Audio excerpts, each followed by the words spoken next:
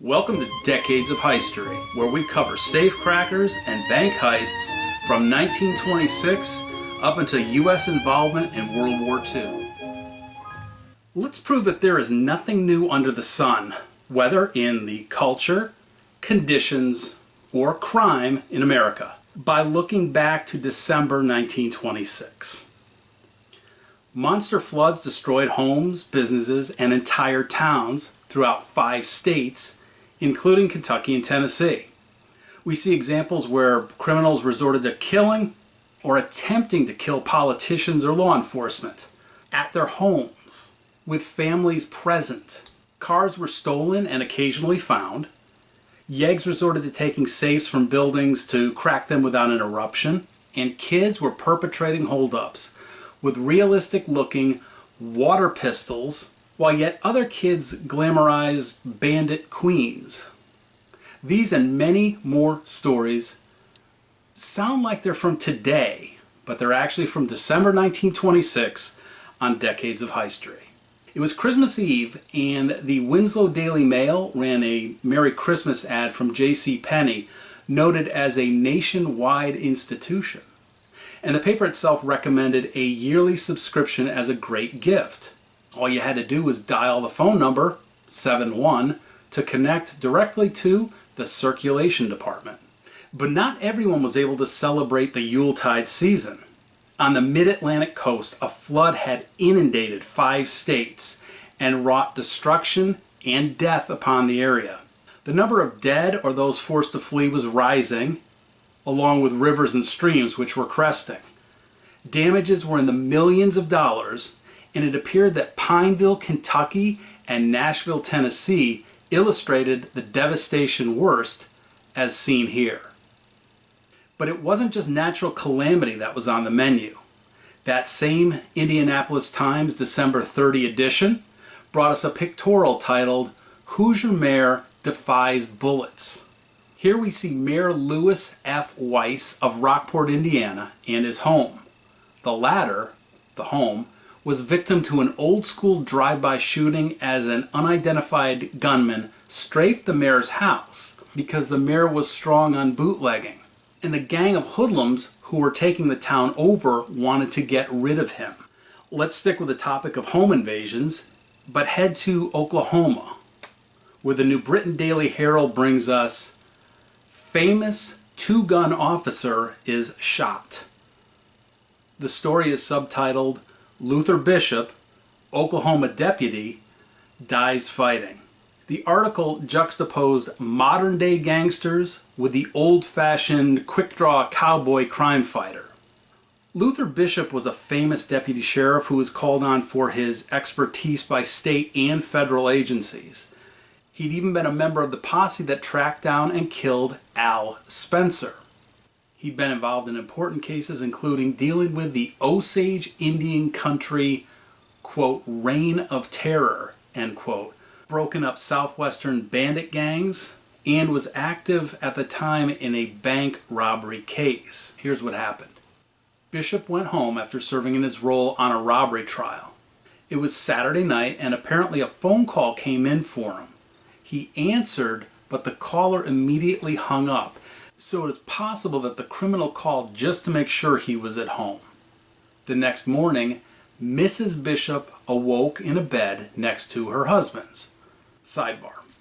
This reminds me of my grandparents who, though married, slept in separate I guess they were about double-sized beds next to each other in the same room. If you've ever seen I Love Lucy or the Dick Van Dyke Show, you'll see how those marriages at the time were set up with separate beds for sleeping. Anyway, back to our regularly scheduled mayhem. So Mrs. Bishop had heard a gunshot and ran downstairs to wake up her father and son, and she found her husband, Mr. Bishop, on the floor with several gunshot wounds. An open window indicated that the killer had fled onto a porch roof and jumped down and subsequently escaped.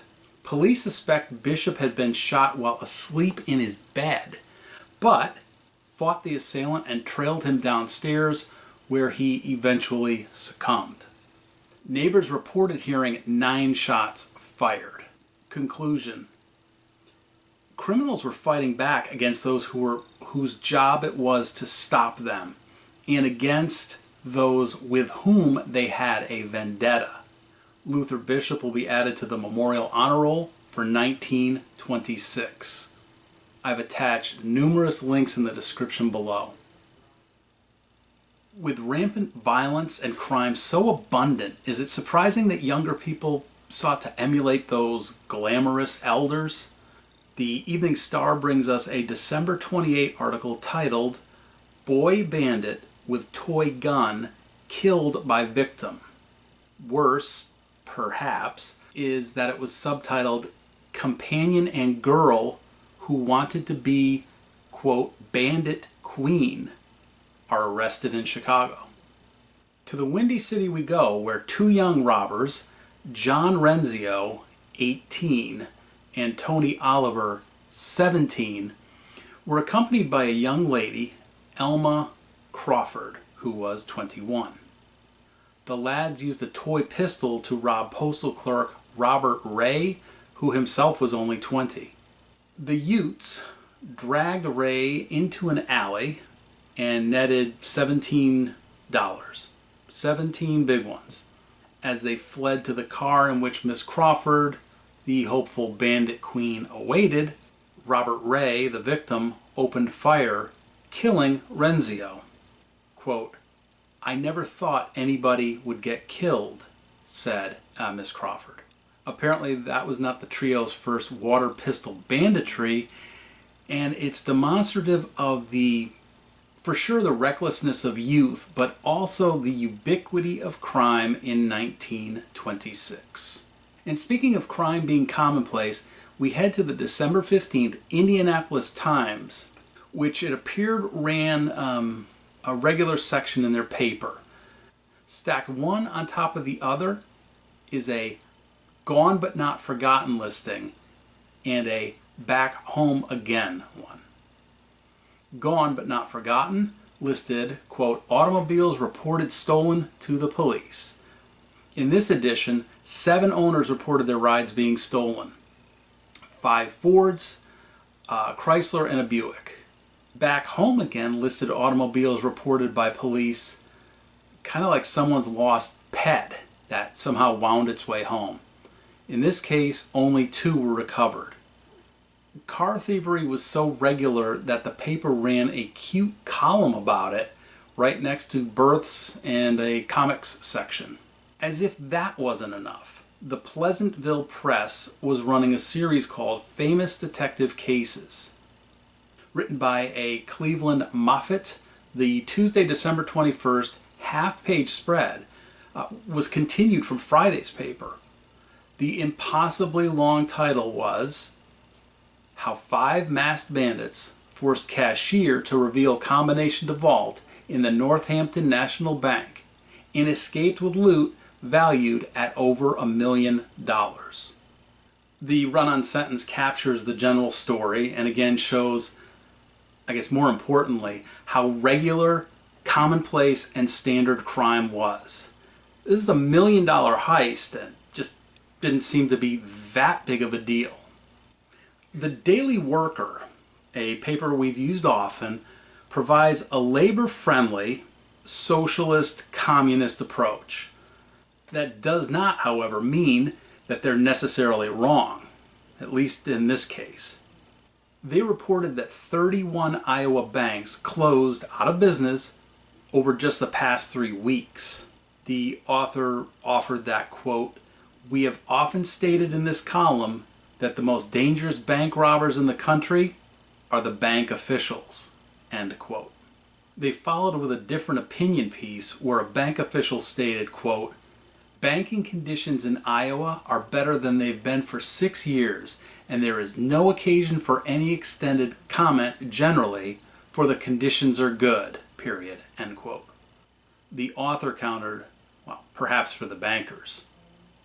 Clearly there was no love lost for capitalists, bankers, businessmen, and the like, as one would expect, since they espouse pro-labor ideologies. Speaking of labor, this next amateurish effort demonstrates no fear of hard work, but it does show a lack of skill. We return to the December 28 Evening Star and its story titled, "Thieves Take Half-Ton Safe with $2,000, Abandon It Unopened in Nearby Ravine." The story is exactly as it sounds. An unknown number of burglars hauled off a 1,000-pound safe from a sanitary grocery company store at some point after hours. The next day, workers arrived and found the safe missing in action. They searched the area and found the safe at the bottom of a ravine. Nearby were 2 picks and an axe, along with some battered safe hinges. Called amateur yeggmen, or safecrackers, police suspect the smashing of the safe may have attracted the attention of passers-by, causing the would-be safecrackers to abandon ship. Detectives Keck, that's K-E-C-K, and Thompson figured out how the robbers got into the store and were also the ones who determined that they were most likely amateurs. The Brownsville Herald brings us our last look into 1926's Culture, Conditions, and Crime. Titled "Hail Her as Beauty," the photo story noted a portrait of an English actress named Sylvia Spears. Pictured here, Spears was noted to have the vocation of, quote, domestic science, which the Brownsville Herald, out of Texas, stated was, quote, the fancy names for cooking and house cleaning, end quote. There's nothing new under the sun, including the evolution of language. Unfortunately, we also saw natural catastrophes, attacks against people in power, how crime was so common it appeared in newspaper serials, it inspired the young and the clumsy to become robbers, and was even treated as an almost humorous and inevitable event. That's a wrap for part 1 of December 1926 Decades of History. Next up will be our follow-up video to update stories from previous episodes. For now, I want to thank you for spending your time with Decades of History. Till next time. Where somebody waits for me, sugar sweet, and so is she. Bye bye, blackbird.